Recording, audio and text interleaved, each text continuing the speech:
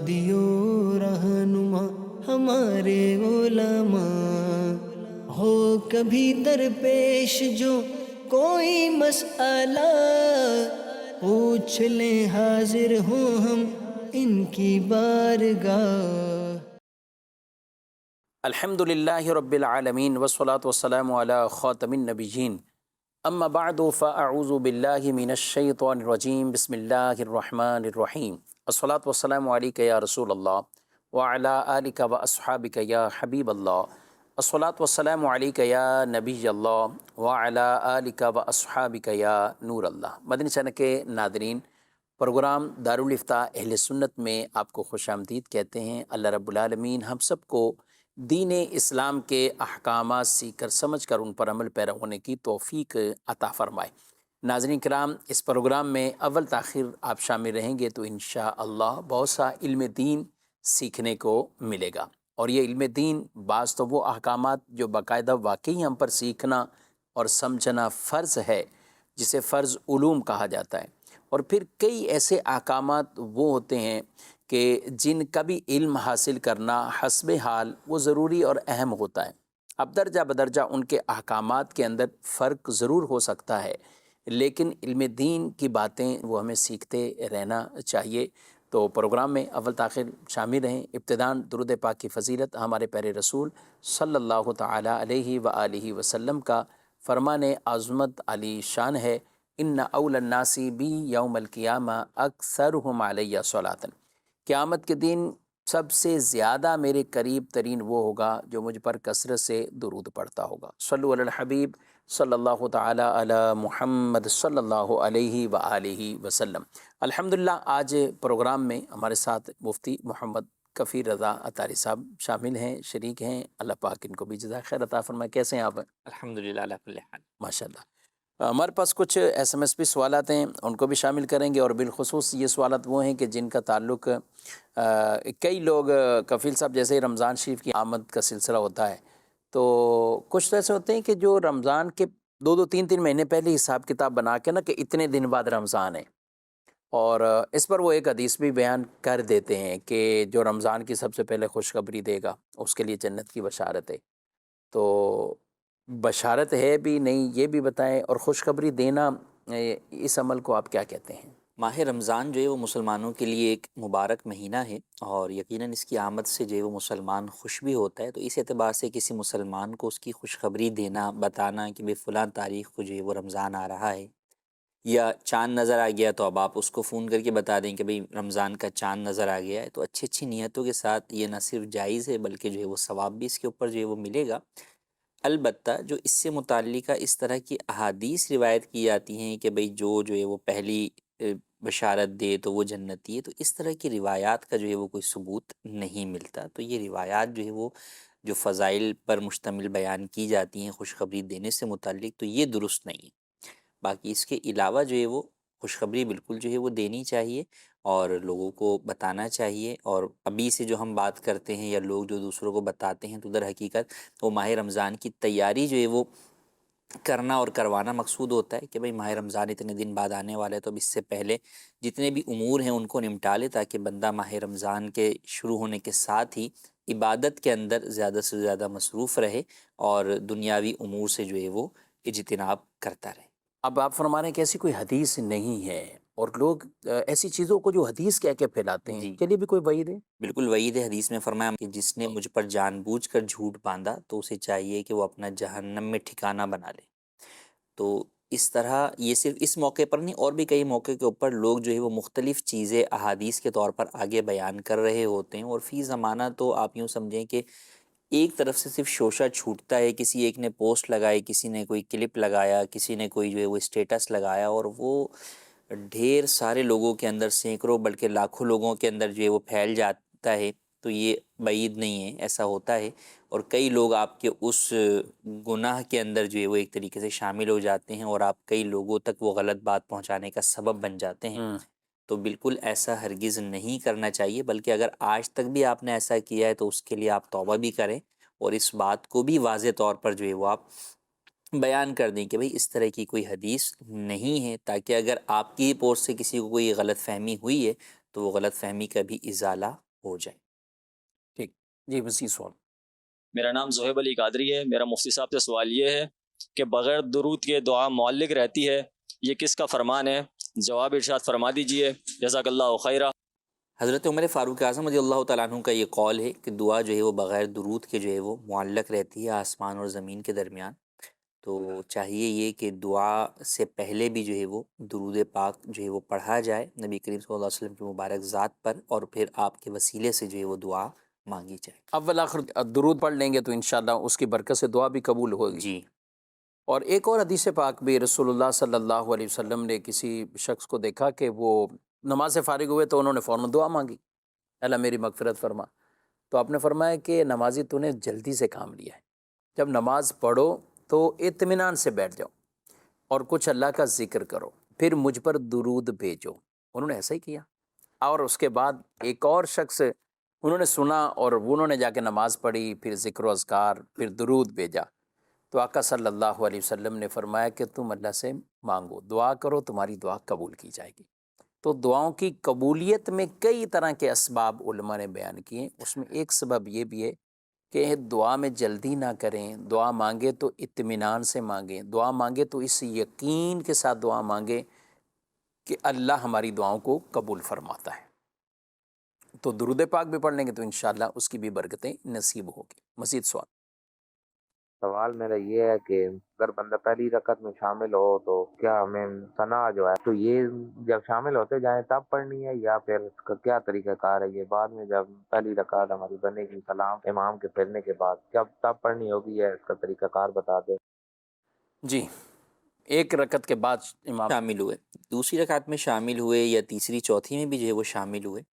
تو اگر تو سری نماز ہے یعنی امام آہستہ جو ہے وہ تلاوت کر رہا ہے تو ایسی صورت کے اندر آپ ثنا جو ہے وہ پڑھ سکتے ہیں، اور پھر جب آپ اپنی فوت شدہ ایک رکعت پڑھنے کے لیے کھڑے ہوں گے تو اس وقت آپ کو ثنا پڑھنے کی حاجت نہیں ہوگی۔ اسی طریقے سے اگر آپ آئے ہیں اور امام جو ہے وہ جہری نمازیں بھی ہیں، تلاوت مکمل کر کے امام رکوع میں چلا گیا، اور آپ کو یہ ہے کہ میں اللہ اکبر کہنے کے بعد ثنا پڑھوں گا اور پھر اس کے بعد بھی رکوع میں امام کے ساتھ شامل ہو سکتا ہوں، تو اب بھی آپ ثنا پڑھ لیں اور پھر رکوع میں امام کے ساتھ شامل ہو جائیں۔ تو ایسی صورت میں بھی جب آپ اپنی فوت شدہ رکعت پڑھنے کے لیے کھڑے ہوں گے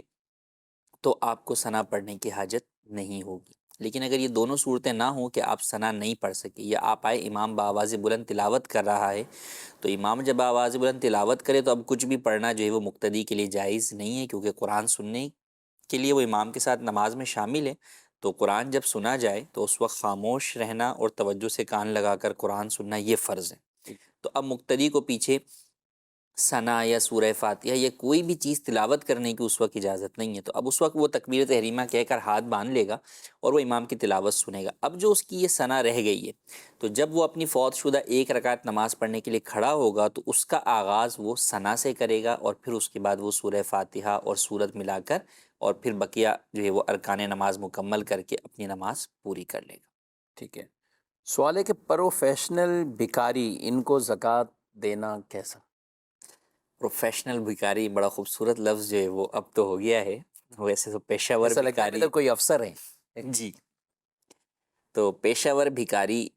جن لوگوں نے بھیک کو اپنا پیشہ بنا لیا ہے، مانگنا ہی ان کا جو ہے وہ گویا کہ کاروبار ہے، تو در حقیقت ان کو دینا جائز نہیں ہے۔ اولاً تو اس اعتبار سے کہ کئی ان میں وہ ہوتے ہیں جو مستحق نہیں ہوتے، یعنی مستحق کے زکوٰۃ ہی نہیں ہوتے، تو مستحق کے زکوٰۃ نہیں ہیں تو ان کو زکوٰۃ یا صدقہ فطر دینے سے آپ کی زکوٰۃ اور صدقہ فطر ادا نہیں ہوگا۔ اور بالفرض اگر وہ شرعی فقیر ہیں، مستحق کے زکوٰۃ ہیں، تو بھی ان کے لیے سوال کرنا جائز نہیں ہے۔ سوال اسی کے لیے جائز ہے جو کہ مسکین ہو۔ مسکین سے مراد وہ کہ جس کے پاس ایک وقت کے بھی کھانے کے پیسے نہ ہو یا کھانا نہ ہو، یا اس کے پاس پہننے کے لیے کپڑے نہ ہو، تو وہ مسکین ہے، اس کو اجازت ہوتی ہے کہ وہ سوال کر سکتا ہے۔ لیکن اس کے علاوہ جو شرعی فقیر ہوتا ہے کہ اس کے پاس مال تو ہے کچھ نہ کچھ، ہاں نصاب کی مقدار مال نہیں ہے،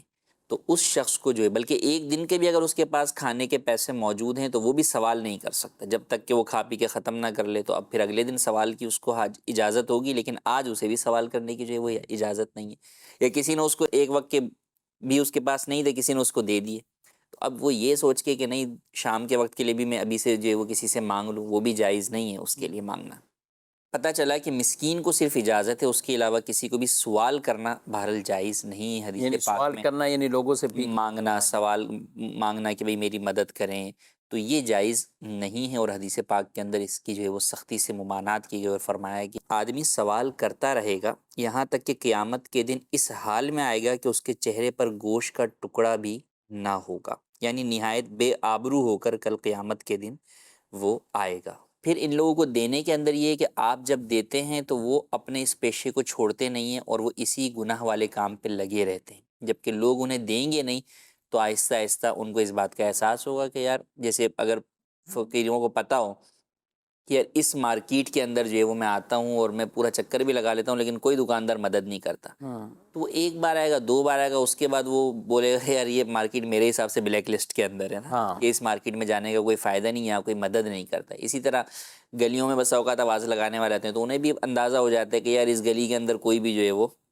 مساجد میں بھی ایسا ہوتا ہے کہ وہ آ کے امام کو ریکویسٹ کر رہے ہوتے ہیں جی کہ اعلان کر دیں، یہ کر دیں۔ اچھا، کئی امام کر دیتے ہیں، کئی امام اس طور پر احتیاط برتتے ہیں اور وہ کہتے ہیں کہ ظاہر ہے ہم نہیں کرتے، اور کئی مساجد میں بھی امام کو بھی اجازت نہیں ہوتی، کمیٹی جی بھی منع کرتی، لوگ بھی منع کرتے ہیں، ورنہ یہ سلسلہ تو چلتا رہے گا۔ تو یہ آپ ہر نماز میں اعلان کریں، ہر دوسرے دن آپ اعلان کریں، تو وہ تو اگر اعلان مسجد کے لیے امام کر رہا ہو تو لوگ ایک دو دن سنیں گے اور اس کے بعد تو کہیں گے کہ یہ کیا ہر نماز میں ہمارے مسجد کے لیے اعلان کر رہے ہیں۔ تو اب پتہ ہے کہ یہاں اعلان نہیں ہوتا تو میرا خیال نہیں ہے کہ یہ دوبارہ پلٹ کر یہی شخص امام کے پاس نہیں آئے گا۔ جی وہاں جو ہے وہ نہیں آئیں گے، ان کو پتہ ہے۔ اسی طرح جہاں یہ ہوگا کہ بھئی نمازی بھی نہیں دیتے یہاں پہ کہ ایسے شخص کو، تو پھر وہاں بھی لوگ نہیں آئیں گے۔ لیکن یہ ہے ویسے نمازیوں کا جو ذہن نا، تو کبھی کبھی یوں اندازہ ہوتا ہے کہ یہ جو پروفیشنل ٹائپ کے، اور پھر جیسے ہی نماز میں سلام پھرا کھڑے ہو کے رونے لگ گئے اور اتنی چیخ چیخ کے آواز نکال کے رو رہے ہیں، ابھی سلام پھرا اور ابھی یہ کیفیات پیدا بھی ہو جانا کسی کے اندر کہ وہ رو بھی رہے ہیں اور ایسا بھی کر رہے ہیں۔ اچھا، وہ اپنی مجبوری کچھ ایسی بیان کر دیتے ہیں، اور ان لوگوں کے بھی مائنڈ بن گئے ہیں کہ اگر 200-300 آدمی نماز پڑھ رہے ہیں تو 200 بھلے کچھ بھی نہیں دیں، 100 میں سے تھوڑا تھوڑا کچھ دا، اچھا 100 بھی نہیں، 250 چلے گئے، 50 نے کچھ دیا، جی تو ان کی تو اچھی خاصی دیہڑی ہو جاتی ہے اور ٹھیک ٹھاک ایسے پیسے ہو جاتے ہیں۔ اچھا، کئی لوگ کھڑے ہو کے نا، اب مارکیٹوں میں میں چونکہ مارکیٹ میں ہوں اور ایک عرصہ ہو گیا طویل وہاں پہ، تو مارکیٹ میں اگر کبھی بھول کر اعلان کر دینا کہ جاب نہیں ہے، کچھ ایسے نہیں ہے، تو بعض اوقات کوئی دکان والا پکڑ لیتا ہوں، میں آپ کو جاب دلاتا ہوں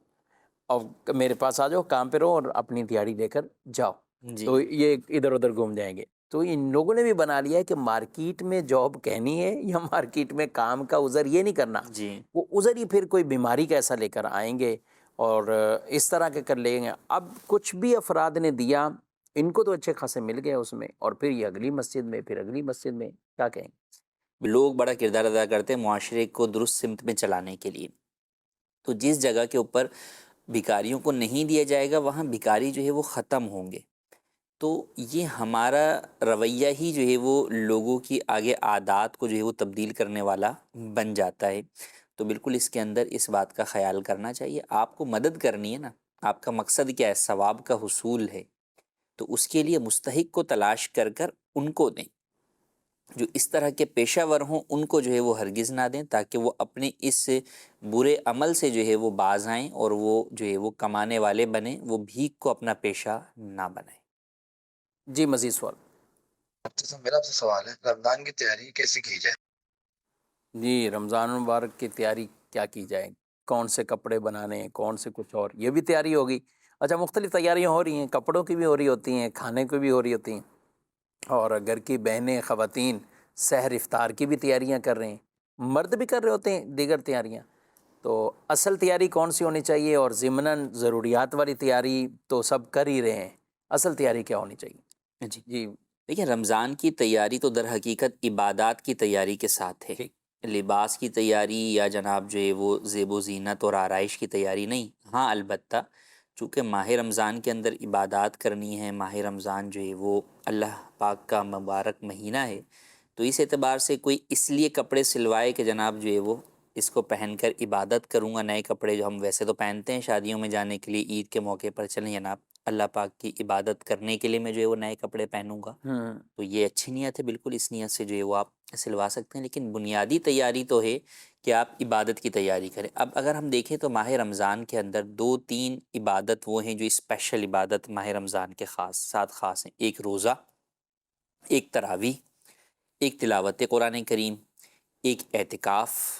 اور کئی لوگ جو ہے وہ صدقہ و خیرات کے اعتبار سے زکوٰۃ بھی ادا کرتے ہیں، تو یہ بھی جو ہے وہ اگرچہ اس کے ساتھ خاص نہیں ہے، لیکن ہمارے یہاں عرف کے اندر جو ہے وہ لوگ عام طور پہ اسی موقع پر شب قدر کے حصول کرتے ہیں، شب قدر کا حصول جو ہے وہ ہے۔ تو اب یہ جو عبادات ہیں ان میں سب سے بنیادی عبادت اور اہم ترین عبادت جو ارکان اسلام میں سے ہے وہ ہے روزہ، ماشاء اللہ۔ جس کے اوپر سمجھے ایک طریقے سے رمضان جانا کس چیز سے جانا جاتا ہے، وہ روزے سے جانا جاتا ہے۔ تو روزے سے متعلق احکام سیکھنا یہ بے حد ضروری ہے۔ پھر روزہ رکھنے کے لیے اپنے آپ کو تیار کرنا، کئی لوگ ماہ رمضان آنے کے بعد سوال کرتے ہیں کہ بھئی ہمیں جو ہے وہ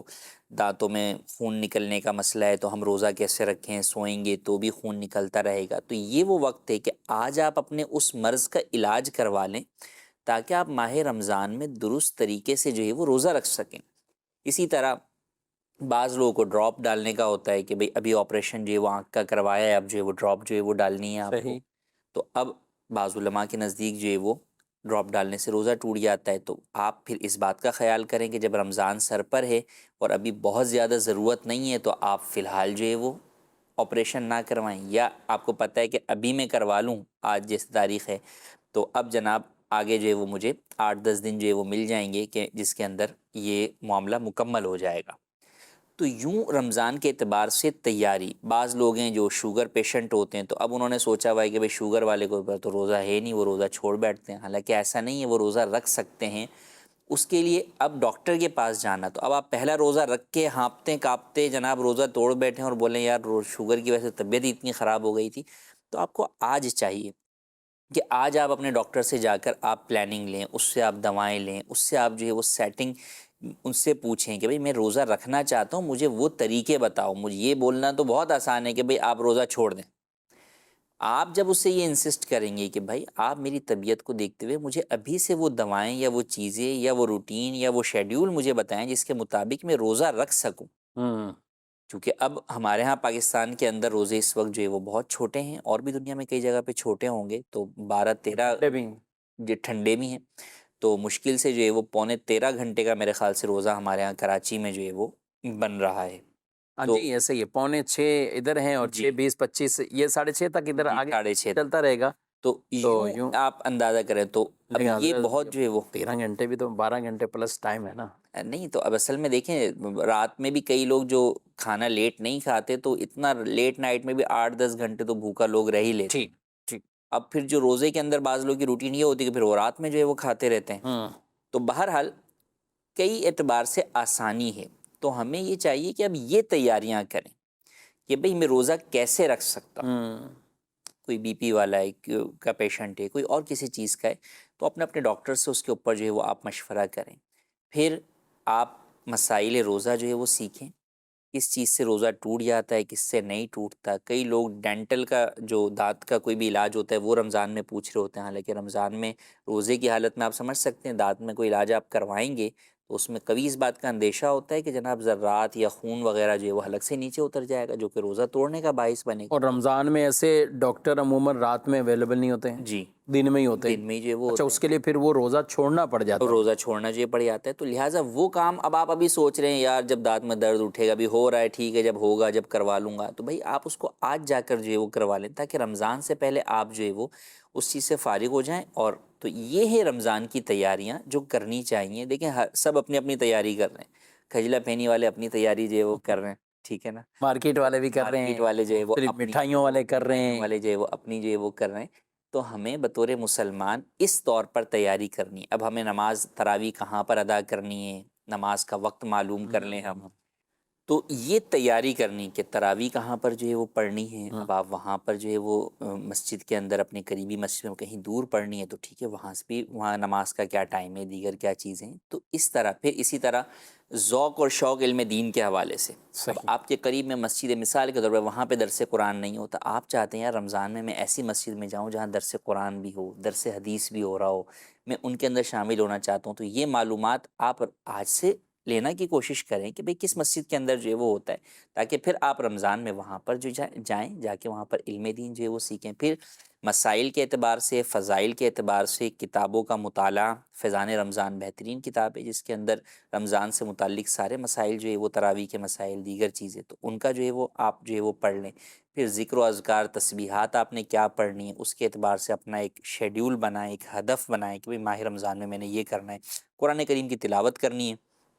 قرآن کریم سیکھنے کے اعتبار سے آپ دیکھیں کہ آپ کا قرآن کریم آپ کو درست پڑھنا آتا ہے، نہیں آتا تو آپ وہ پڑھنا جو ہے وہ سیکھیں. بالفرض آپ کو پورا، آپ بولیں اب تو 8-10 دن رہ گئے ہیں کیسے پورا قرآن سیکھوں گا، اس دوران اگر آپ ایک پارہ بھی مکمل طور پر درست طریقے سے تجوید کے مطابق سیکھ سکتے ہیں تو آپ وہ سیکھ لیں، ماشاء تاکہ اگلے پورے رمضان آپ روزانہ اسی پارے کی بار بار تلاوت کریں تو اللہ. انشاءاللہ آپ کو ثواب ملے گا، بجائے اس کے کہ آپ بولیں ابھی پورا قرآن پڑھوں گا، وہ اگلا آتا آپ کو غلط پڑھنا ہے، تجوید کے مطابق آپ نہیں پڑھتے تو وہ فائدہ نہیں ہے، الٹا نقصان ہے، گناہ ملے گا آپ غلط قرآن پڑھیں گے. اس کے مقابلے میں اگر آپ کو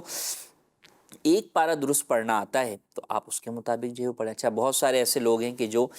تراویح جو ہے وہ جماعت کے ساتھ نہیں پڑھتے، خواتین بھی گھروں کے اندر ہیں، اب ان کو یہ ہوتا ہے کہ بھئی جو ہے وہ ہم کیسے جو ہے وہ پڑھیں. اب بعض یہ بولتے ہیں بھئی ہم سورہ اخلاص سے پڑھیں، تو بھئی کیوں؟ سورہ اخلاص سے بھی ٹھیک ہے پڑھنا جائز ہے، لیکن آپ آخری 10 صورتیں کیوں نہیں یاد کر لیتے؟ آگے رمضان کے اندر جو ہے وہ آپ اس کو جو ہے وہ پڑھیں. ماشاء اللہ. پھر بہت ساری دعائیں ہیں، آپ دیکھتے ہیں کہ پہلے دن سب پوچھ رہے ہوتے ہیں کہ بھئی جو ہے وہ تراویح کی دعا جو ہے وہ کون سی ہے، تو بھئی وہ تراویح کی دعا تراویح جس دن پہلے دن پڑھنے جائیں گے اس دن آپ دیکھ لیں کہ کہاں لکھی ہوئی ہے مسجد کے اندر، کہاں وہ بینر لگا بھی لگا ہوا ہے. دیتے ہیں عموماً مسجدوں میں. جی، تو اب وہاں پر جو ہے وہ پڑھ رہے ہیں. اچھا، پھر وہ امام صاحب جو ہے وہ پڑھتے ہیں تو پہلے دن کوئی آدھی پڑھ رہا ہے، کوئی پوری پڑھ رہا ہے، تو بھئی اس کو ابھی سے یاد کر لینا. وہ آپ کو پچھلے سال یاد کی ہوگی، کچھ نہ کچھ ذہن میں ہوگی، اس کو ریوائز کر لیں، اس کو درست طریقے سے جو ہے وہ پڑھ لیں. اسی طرح افطار کی دعا ہے، عشرہ رحمت کی دعا ہے، عشرہ مغفرت کی دعا ہے، جہنم سے آزادی کے عشرے کی دعا ہے، ان دعاؤں کو یاد کر لیں اور ان کو جو ہے وہ بار بار پڑھتے جو ہے وہ آپ پڑھیں. آپ کی بات سے یاد ہے دعاؤں کی، تو وہ مسجدوں میں پینافلکس لگایا جاتا ہے. جی اچھا، کبھی ہوا چلتی ہے تو وہ یوں ہے، اب پڑھ لو اب. یعنی وہ کوئی شکایت بھی آگے کرتے ہیں، کہتے ہیں یار وہ تھوڑی سی پڑھی تھی، آپ تو اٹھ گئے پڑھ کے، اب تو امام تو پڑھ کے اٹھ جائیں گے نا. جی اب ان کو زبانی ہے تو پڑھ کے، اب ہوا چل رہی ہے، کبھی وہ کیا ہم کہیں گے، وہ جھوم رہا ہے ادھر ہے، وہ جی پینافلکس بھی جھوم رہا ہے اور اس میں پڑھا. اچھا، دعا اس کو دیکھ کر اتنی دور سے وہی پڑھ سکے گا جس کو ذہن میں کوئی اس باتیں یاد ہوں اس کی نا. جی وہ تھوڑی بہت چلے کچھ دیکھنا پڑ گیا تو وہ ہے، جس کو پتہ ہی نہیں سرے سے اور وہ یاد بھی نہیں ہے تو وہ پھر کیا ہوتا ہے، 1-2 دن کو تھوڑا سا پڑھا یا ایک آواز آئے گی سبحان ذی الملک والملکوت، اس طرح کر کے نا بس تھوڑا سا آخر کا پھر اللہم اجرنا من النار جو ہے وہ یاد. تو کر کے وہ ختم کر دیتے. تو یہ واقعی بہت پیاری باتیں انہوں نے کی ہیں، اور مفتی نے تربیت جو کر رہے ہیں، یہی اصل ہمیں جو بنیادی چیزیں ہیں پہلے اس کی پلاننگ بنا لیں. میں تو کہتا ہوں رمضان میں موبائل فون استعمال کرنے کا بھی کوئی شیڈول بنا رہے نا، بالکل، یعنی یہ سے ہو اگر سکے ہو تو بند کر دے اس کو. اور یہ دیکھیں، یہ وہ چیزیں ہیں جو آپ اپنے گھر میں ڈیولپ کریں. یعنی بہت ساری وہ چیزیں ہیں، آپ کے کئی بچے ایسے ہوں گے جن کے لیے یہ پہلا رمضان جو ہے وہ ہوگا کہ جس کے اندر وہ کچھ سمجھدار ہوئے ہوں گے، ان کا وہ یہ فرسٹ رمضان ہونے والا ہوگا. اسی طرح کچھ بچے وہ ہیں جنہوں نے پچھلے سال بھی روزے رکھے ہوں گے. لیکن اسی طرح جب آپ ان دعاؤں کو یاد کریں گے تو اپنے بچوں کو بھی وہ دعائیں یاد کروائیں آپ. تو اپنے بچوں کو یاد کرائیں، ان کے ساتھ کچھ چیزیں ڈسکس کریں کہ بھئی رمضان میں آپ نے بیٹا 1 قرآن ختم کرنا ہے، میں 3 قرآن ختم کروں گا. اسی طرح جو خواتین ہیں وہ آپس میں جو ہے وہ طے کریں. تو بہت ساری خواتین اس وقت جو ہے وہ یہ تو شیڈیول کر رہی ہوتی ہیں رمضان کے اندر، جناب ریسیپیز کیا ہیں، کیا بنانا ہے افطار میں، کیا بنانا ہے جو ہے وہ سحری کے اندر، لیکن اپنی عبادت کے اعتبار سے کوئی پلاننگ نہیں نہیں ہوتی. ہوتی. تو در حقیقت ماہ رمضان نہ سحری کے کھانوں کے لیے ہے، نہ افطار کے جو ہے وہ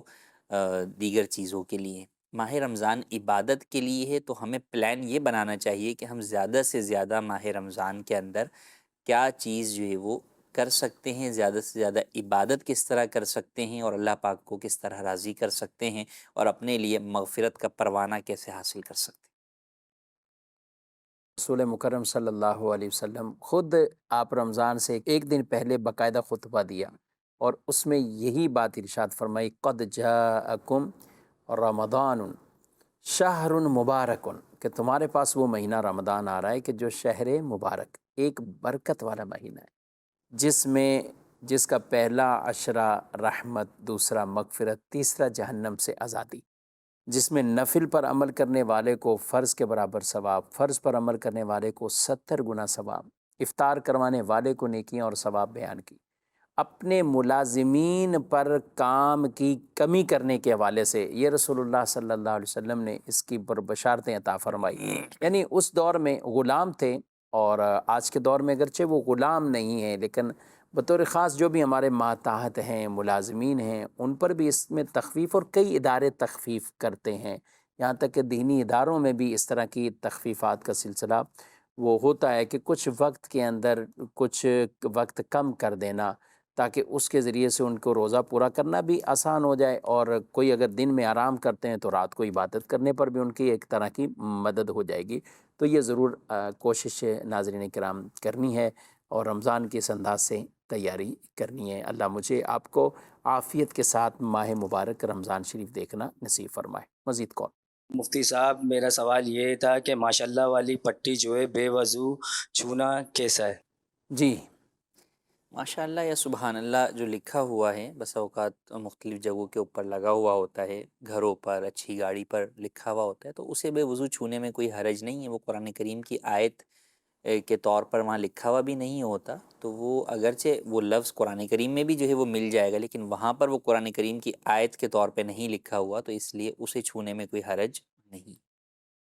سوال ہے کہ کیا انجیکشن لگوانے سے روزہ ٹوٹ جاتا ہے؟ انجیکشن لگوانے سے روزہ نہیں ٹوٹتا، البتہ بعض علماء جو ہے وہ منع فرماتے ہیں، تو اس لیے بچنا بہتر ہے، بلا ضرورت نہ لگائیں، ضرورت ہو تو پھر لگا سکتے ہیں، اس سے روزہ نہیں ٹوٹے گا۔ اچھا، یہ گوشت میں، نس میں، دونوں میں؟ جی، دونوں میں جو ہے وہ، چاہے جو ہے وہ آپ وین میں لگوائیں، نس میں یا گوشت میں لگوائیں، دونوں صورتوں میں روزہ نہیں ٹوٹتا۔ نہ ٹوٹنے کی کیا وجہ ہے؟ حالانکہ دوائی تو جاری ہوتی ہے۔ جی، دوائی اصل میں مسام کے ذریعے سے جو ہے وہ جاتی ہے، دوائی کسی جوف کے ذریعے سے، ایک فقہی اصطلاح ہے کہ کوئی ایسی چیز جس سے ڈائریکٹ جو ہے وہ آپ کے معدے کے اندر چیز جو ہے وہ پہنچے، جو جیسے منہ کا جو ہے وہ ایک راستہ ہے، سوراخ ہے، تو اس سے کوئی چیز جائے گی، تو یہ ہوتا ہے جوف میں کوئی چیز جو ہے وہ ڈائریکٹ جانا، تو اس سے جو ہے وہ روزہ ٹوٹتا ہے۔ لیکن اگر جو ہے وہ رگ کے ذریعے جائے، گوشت کے ذریعے جائے گی تو ویسے ہی مسام کے ذریعے سے جو ہے وہ جائے گی، مسام سے جانے والی کسی بھی چیز سے روزہ نہیں ٹوٹتا، اور رگ کے ذریعے بھی جائے گی تو وہ ڈائریکٹ جو ہے وہ معدے میں جو ہے وہ نہیں جاتی، پیٹ میں جو ہے وہ نہیں جاتی، بلکہ وہ جو ہے وہ مکمل آپ کے جو ہے وہ نروس سسٹم کے اندر جو ہے وہ گھوم جاتی ہے، تو اس سے بھی روزہ نہیں ٹوٹتا۔ صحیح، کچھ مریض ایسے ہو جاتے ہیں واقعی کہ ان کو روزہ پورا کرنا مشکل ہو جاتا ہے، یعنی اور پھر ڈاکٹر ان کے لیے کہتے ہیں کہ ڈرپ لگا دیں، جی، تو ایسی صورتحال میں کیا ڈرپ کی اجازت مل سکتی اگر واقعی جو ہے وہ ان کو جو ہے وہ حاجت ہے تو ایسی صورت کے اندر جو ہے وہ ڈرپ لگا سکتے ہیں، اس کے اندر کوئی حرج جو ہے وہ نہیں ہے۔ ایک یہ ہے کہ ایک شخص ہٹا کٹا ہے اور وہ کہتا ہے کہ بھئی جو ہے نا مجھے روزے کا بالکل بھی احساس ہی نہ ہو، میں ڈرپ ہی جو ہے وہ لگا کے جو ہے وہ لیٹ جاتا ہوں، تو اصل تو مقصد یہ روزے کے مقاصد میں سے ایک یہ بھی ہے کہ آپ کو جو ہے وہ بھوک پیاس کا جو ہے وہ احساس ہو۔ وہ احساس بہت ساری چیزوں کے اندر جو ہے وہ ہمیں غریبوں کی یاد بھی دلاتا ہے، وہ احساس جو ہے وہ ہمیں گناہوں سے جو ہے وہ روکتا ہے، وہ جو آپ کے جسم کے اندر وہ بھوک کی طلب ہوتی ہے تو اس سے آپ کی شہوتیں جو ہے وہ بیٹھ جاتی ہیں، ان کے اوپر جو ہے وہ ایک طریقے سے روک لگتی ہے، تو یوں بہت ساری چیزوں کے اعتبار سے جو ہے وہ بھوک بھی جو ہے وہ مقصود ہے روزے سے، تو اس لیے بلا وجہ جو ہے وہ لگانا تو وہ تو مناسب نہیں ہے، البتہ ضرورتاً کوئی بیمار ہے اور اس کو جو ہے وہ لگانا جو ہے وہ پڑ رہا ہے، تو ایسی صورت میں لگانے سے، ڈرپ لگانے سے روزہ نہیں ٹوٹے گا۔ جی، مزید سوال۔ یہ سوال ہے کہ جمعرات کے دن کیا روحیں واپس گھر آتی ہیں جو لوگ عام طور پر کہتے ہیں؟ شب جمعہ جو ہے وہ اس دن بھی یہ ہے روایات کے اندر کہ اس دن بھی روحیں جو ہے وہ ایصال ثواب مانگنے کے لیے اپنے گھروں کا چکر جو ہے وہ لگاتی ہیں، تو بالکل یہ جمعرات یعنی شب جمعہ سے متعلق بھی یہ روایات موجود ہیں۔ ٹھیک، مزید۔ صاحب کی خدمت میں یہ سوال عرض ہے کہ کسی شخص کا جو ہے نماز پڑھنے کی وجہ سے بائیں ٹخنے کے ساتھ تھوڑا سا جو ہے نماز پڑھنے کی وجہ سے وہ سوجن سی بن جاتی ہے، یعنی تھوڑا سا زخم نما بن جاتا ہے، تو اگر وہ دونوں قاعدوں میں جو ہے اگر پاؤں کھڑا کر کے بیٹھے، اگر تو کیا اس سے کوئی نماز میں فرق تو نہیں پڑے گا؟ جی پاؤں کھڑا کرنے سے مراد یہ کہ قاعدے کے اندر ایک پاؤں بچھا کر اس کے اوپر بیٹھتے ہیں اور دوسرا پاؤں کھڑا رکھتے ہیں، تو اگر وہ دونوں ہی پاؤں جو ہے وہ کھڑا کر کے جو ہے وہ بیٹھے گا تو ایسی صورت کے اندر بھی قاعدہ جو ہے وہ ہو جائے گا، اور چونکہ ضرورت کی وجہ سے ہے، تکلیف کی وجہ سے ہے، تو اس میں جو ہے وہ حرج نہیں ہے۔ البتہ اس کا دوسرا طریقہ بھی ہو سکتا ہے، بسا اوقات ہوتا ہے کہ آپ سخت زمین پر یا ایسی جگہ پر کر رہے ہیں جس کی وجہ سے پیر دب رہا ہے، تو پھر جو ہے وہ یہ مسئلہ ہوتا ہے۔ تو اگر آپ پیر کے نیچے جو ہے وہ کوئی موٹی جو ہے وہ جائے نماز یا کوئی اس طرح کی چیز رکھ لیں تو بھی جو ہے وہ آپ اس تکلیف سے بھی بچ سکتے ہیں، اور سنت کے مطابق آپ پاؤں بچھا کر بھی جو ہے وہ بیٹھ سکتے ہیں۔ اسی طرح اس کے اوپر عین بیٹھنا پیر پر بس اوقات تکلیف کا باعث ہوتا ہے، لیکن اگر پیر کو تھوڑا سا آگے پیچھے آپ کر لیں تو بھی ایسی صورت کے اندر پیر جو ہے وہ بچھ بھی جاتا ہے اور اس کے اوپر آپ بیٹھے ہوئے بھی نہیں ہوتے، تو بھی جو ہے وہ اس طریقے سے آپ نماز ادا کر سکتے ہیں۔ جی مزید سوال۔ سلام غوث ستاری بکھرنا سے بات کر رہا ہوں حضور، میرا اس صاحب کی بارگاہ میں عرض ہے کہ جب جمعہ کی جو سنتیں ہیں اگر پہلے نہ پڑھی جائیں تو پھر کس ٹائم پڑھ سکتے ہیں؟ جی جمعہ کی سنتیں کب جمعہ تک؟ کی سنت قبلیہ اگر رہ گئی ہیں تو پھر آپ جمعے کی فرض کے بعد 4 سنت بعدیہ جو ہے اولاً وہ پڑھیں گے، پھر اس کے بعد جو ہے وہ پہلے والی 4 سنت قبلیہ جو ہے وہ پڑھیں گے، پھر اس کے بعد 2 رکعت سنت اور پھر 2 رکعت نفل، اس ترتیب سے جو ہے وہ ان کو ادا کریں گے۔ پہلے 4 رکعت وہ پڑھیں گے جو بعد والی آلریڈی ہیں؟ آلریڈی ہیں، اچھا فرض اچھا کے بعد والی جو 4 بعدیہ سنت ہیں، چونکہ ان کا وہ مقام ہے تو پہلے ان کو پڑھ لیں گے، پھر اس کے بعد جو ہے وہ پہلے والی 4 سنت قبلیہ پڑھیں گے، پھر اس کے بعد بعد والی 2 سنت اور پھر 2 نفل جو ہے وہ پڑھیں گے۔ اچھا، جب اور کبھی ظہر میں ایسا ہوتا ہے تو پھر کیا ترتیب ہوتی ہے؟ ظہر کے اندر بھی یہی ہے کہ آپ پہلے جو ہے وہ 2 سنت جو ہے وہ پڑھیں گے کیونکہ وہ سنت موقدہ ہے، پھر اس کے بعد جو ہے وہ آپ پہلے والی اپنی 4 سنت قبلیہ پڑھیں گے، پھر آخر میں 2 نفل پڑھیں گے۔ ٹھیک۔ میرا مفتی صاحب سے یہ سوال ہے، عمرے کی نیت کے بغیر میقات سے گزر کر مکہ جانا کیسا ہے؟ براہ کرم جواب ارشاد فرمائیں۔ اچھا، عمرے کا ارادہ نہیں ہے، ویسے جا رہے ہیں۔ جو شخص میقات سے باہر رہتا ہے تو وہ اگر مکے جانے کا ارادہ رکھتا ہے تو چاہے عمرے کی نیت ہو یا نہ ہو، بہرحال اس کے لیے میقات سے بغیر احرام گزرنا جائز نہیں ہے۔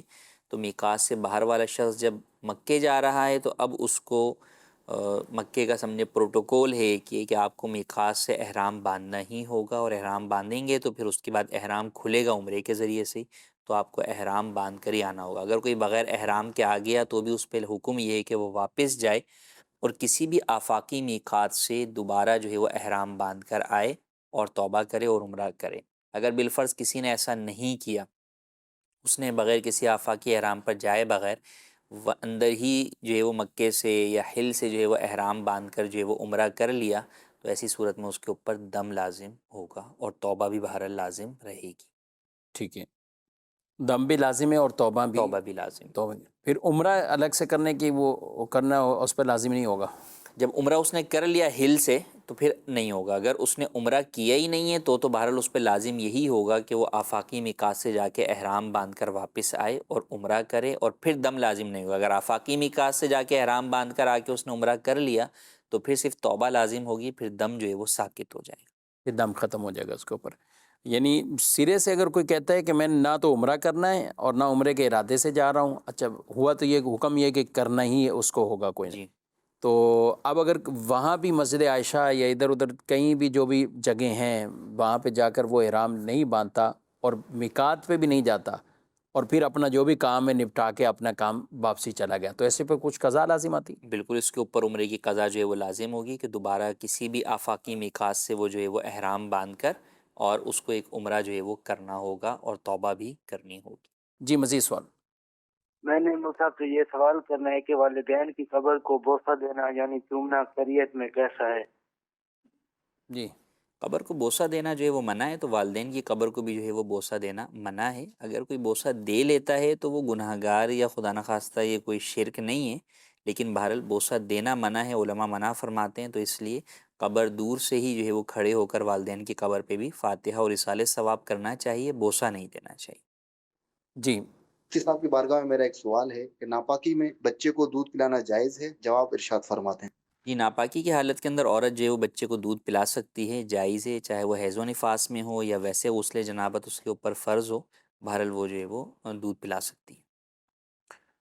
جی سوال ہے کیا قسطوں پر نفع کے ساتھ مال بیچنا منع ہے؟ براہ کرم ارشاد فرمائیں۔ قسطوں کے اوپر نفع رکھنا یعنی کوئی چیز جو ہے وہ آپ کیش میں کم قیمت پر بیچ رہے ہیں اور ادھار میں زیادہ قیمت پر بیچ رہے ہیں اور اس چیز کی قیمت ہی آپ وہ زیادہ والی طے کر رہے ہیں تو یہ جائز ہے، اس میں حرج نہیں ہے۔ لیکن عام طور پہ ہمارے یہاں قسطوں کی خرید و فروخت میں اور دیگر بہت ساری چیزیں ہوتی ہیں، قسط لیٹ ہونے پہ جرمانہ ہوتا ہے،